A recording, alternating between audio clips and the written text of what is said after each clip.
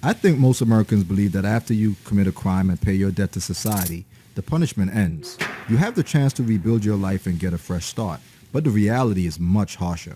We punish people with criminal records long after they've paid their debt to society, and we all suffer for it. Even simply being accused of a crime is just the beginning of perpetual punishment. A cycle of legalized discrimination, poverty, and reincarceration, a cycle kept in motion by 47,000 laws and regulations nationwide that restrict critical rights and opportunities. After contact with the criminal justice system, millions of Americans are denied employment and housing, denied college educations, excluded from public benefits, separated from their children, deported despite being legal residents, and deprived of the right to vote. These restrictions trap the poor and people of color in invisible cages that extend far beyond prison walls and criminal courts. Cages that lead to a lifetime of obstacles that undermine even the most earnest efforts at rehabilitation and redemption. Cages that send the message, you will never be a part of society again.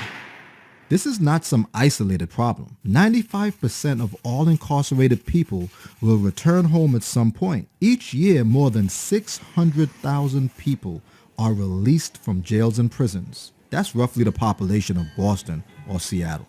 Millions more are completing non-jail sentences like probation, community service, or fines. As reentry specialist at Brooklyn Defender Services, a public defense firm representing 45,000 clients per year, I work on the front lines to help people with criminal histories overcome their past and navigate the obstacles of their present so they can build a sustainable future. I try to help folks take responsibility for their own lives, but it's hard to do when the outlook is so bleak.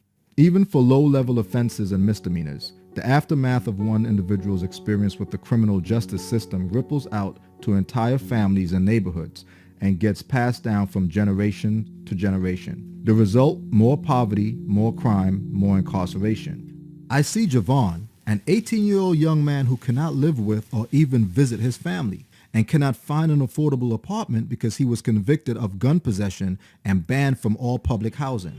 I see the dangerous shelters and street corners where he'll sleep. I worry about what he's going to have to do to survive, how long it'll be before he's back behind bars. I see how society loses when Judy, a 58-year-old grandmother charged with a misdemeanor, is fired after her arrest and barred from her lifelong profession as a home health aide. Unable to work, she's faced with eviction and can't support her family. When Malik, a 26-year-old father, is denied the opportunity to further his education because of the mistakes of his past, I think about how he and so many others are set up to fail. How a conviction on a rap sheet is only a snapshot of a moment in time, when all of us are dynamic, changing over time.